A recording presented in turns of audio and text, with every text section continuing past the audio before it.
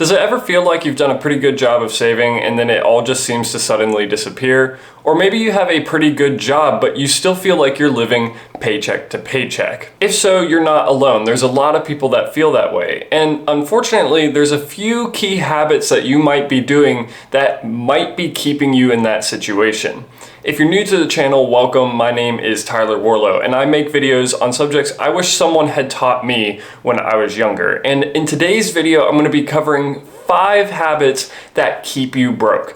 These are going to be habits that I've seen plenty of people do that cause their money to just kind of disappear and them constantly feel like they're living paycheck to paycheck. If that sounds like you, let's go ahead and jump into the video. The first habit that I see a lot of people make a mistake of is underestimating small purchases. It's a lot easier to spend money than most people realize. You might not even be spending money on anything really expensive, but you just never feel like you have the extra cash to be able to do stuff that you really want to do, like go on a nice vacation or even just buy yourself a new gaming console. Let me give you an example of what I mean. Let's say that you are a pretty busy person, so to save yourself time, you buy yourself breakfast and lunch during the work week. We'll say that you get yourself a Bojangles biscuit for about $6.50, and if you go out somewhere cheap, maybe a lunch for about $15.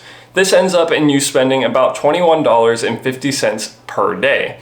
Now, that might not seem like a lot to a lot of people, but if we assume that you're working about 20 days a month, add that all up and that comes out to about $430 a month that you're spending on food. And that's on the cheap end. That's not even doing full meal deals or going somewhere that maybe has a little bit higher quality food for a little more expensive price. That $430 is money that you could be putting towards something else, like either saving it or even investing it in your future. It is perfectly fine to buy yourself some meals or some small treats every now and again, but just make sure that you've budgeted for it and set aside the money specifically for that thing, so that way you're not going over budget and spending way more than you really realize.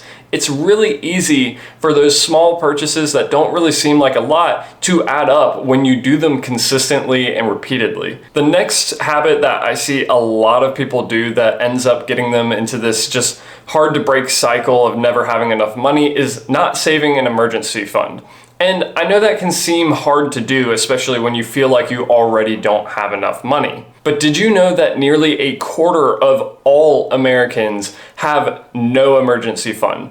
That's nearly 1 in every 4 people. So that meant if something happened, like you got into a car crash or your tires popped, you wouldn't be able to fix that immediately. This is likely due to many different factors, such as an increased cost of living or even a lower wage job. But the reason that this ends up being an issue is that as soon as the first emergency expense comes your way, you're likely going to go into debt just to cover that expense. Once you go into debt, it can be pretty difficult to break out of it, especially if you were already living paycheck to paycheck. A lot of times people will finally get that expense paid off that they went into debt for, but then they end up running into another emergency debt, and then it just ends up being this cycle. Taking just a little bit extra each paycheck, maybe $10 to $50, and setting that aside and not touching that money for any reason except for emergency expenses can help you to save up a small emergency fund. The traditional advice for this is saving an emergency fund of 3 to 6 months, but I recognize a lot of people have reasons that they can't necessarily do that, such as paying off debt. And if you're one of those people, the next best thing is saving up enough money to cover your highest deductible. That means that out of all of your insurances, whichever one has the highest deductible, that's the amount that you should save for.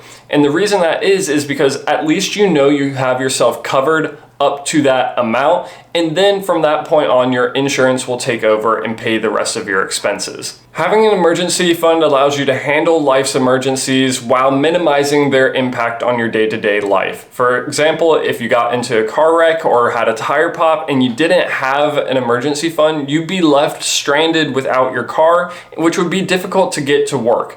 Having that emergency fund helps cover you in situations like this and helps minimize that overall impact to your life. The next big mistake that I see people making is not investing in their future. If you are not taking the time to set aside a little bit of extra money and put it into some retirement accounts, then you are sacrificing your future. I can't tell you the number of conversations that I've had with people around my age where they say, why would I put this money into an investment account? I'd rather just enjoy the time and the money that I have now. And I'll tell you why. It's because you likely either won't want to continue working forever, or something will happen that makes it so you can't keep working. In either situation, if you haven't been investing in your future, your retirement likely won't get you to the end of your life. At a minimum, you should be trying to invest enough money so that you can at least be comfortable in retirement and not having to worry about running out of that money. If you want to take it a bit further, by investing in yourself earlier on, you can actually reach a point of financial independence.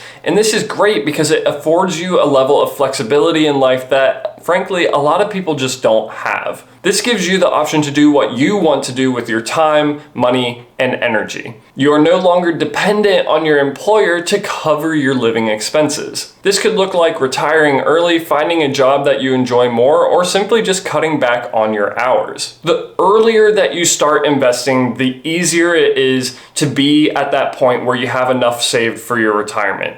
So take my advice and get started now and don't keep putting it off. Another habit that I see is people simply ignoring their finances. This is usually because they have some fear centered around whatever it is that they're ignoring. For most people, I either see it when it comes to their debt or to some relatively large repairs that are centered around something like their car or their home. A lot of times thinking about how much money it's going to cost or how much money they owe, it causes a lot of anxiety for people because a lot of times the amount of money that they owe for those things seems like so much more than what they have. It feels like the amount is impossible to overcome, so they just simply ignore it. And let me tell you, this is a huge mistake. When it comes to debt, debt accumulates and builds up just the same as if you were investing in yourself. There's an interest rate that compounds and causes the debt to grow. And the longer that you ignore that debt, the larger that it can grow to. I've read stories of people who started with $25,000 in debt, and because they ignored it, it got up to $125,000 in student loans. When it comes to things like repairs for your home, you also don't want to ignore that either, because the longer that you let those repairs go, the worse that the damage usually becomes. Therefore, it makes it a lot more expensive when you finally do decide to make the repair, or you have to make the repair. I know that these situations seem really daunting and scary, especially when we're looking at large numbers, but trust me, imagine the relief that you'll feel to not have that hanging over your head. If the numbers seem really large to you and you just really don't even know where to start, maybe take some time to sit down and review how much do you owe, or how much is that repair going to cost. From there, you can make a plan of this is how much I'm going to pay or save every month to help get this taken care of. If these numbers still seem really large and daunting and you don't even know where to start, a good tip is maybe go to your bank and ask to talk to a financial planner or an advisor. A lot of times your bank will offer these services for free and they can help you get a plan in place for getting these things paid off. It may take some sacrifice or some extra work, but trust me, it will be worth it in the end. And finally, the last habit that I see a lot of people making that keeps them broke is misusing their credit. Like I've said in other videos, it is easier than ever to buy things nowadays. With one-click buys and our credit cards, we can just easily swipe and not really have to think about the purchase in the first place. Like I said earlier, small purchases kind of just add up and add up. And the way that most people use credit cards is if they can't afford to buy something right now, they'll just put it on the credit card and say, I'll pay it off next month.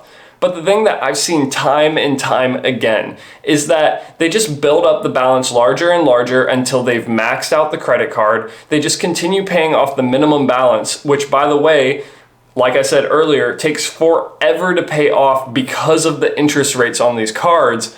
And then once they've maxed out that card, they just go and get a new one and start the cycle again, causing the debt to get larger and larger. This is an incredibly irresponsible way to use credit. You can use credit in responsible ways, such as using it for things that you are already going to buy and that you can already afford, paying it off every month, and using that to build up points that you can then essentially have free money to put towards other things that you want to do. But That's one of the main things that I see people, especially around my age, doing incorrectly, is using their credit cards to pay for a lifestyle that honestly they can't afford. And it's not just in my age group too, it's a common issue among a lot of Americans. So if you really struggle with this yourself, I recommend just getting rid of the credit card so you're not tempted to use it. Switch to a debit system until you get that credit card paid off and you've established better saving and spending habits. But that's going to bring us to the end of today's video. If you found it to be helpful or informative, please be sure to leave a like and subscribe. If you have any of your own thoughts, ideas, or opinions, please let me know with a comment down below. I like to read and respond to all of them. If you'd like to see more videos like this one where I talk about finance-related topics, be sure to check out this video right here where I talk about the 5 fundamental habits that will make you rich. If you're more interested in my most recent stuff, be sure to check out this video right here. But until the next time, this is Tyler Warlow, signing off.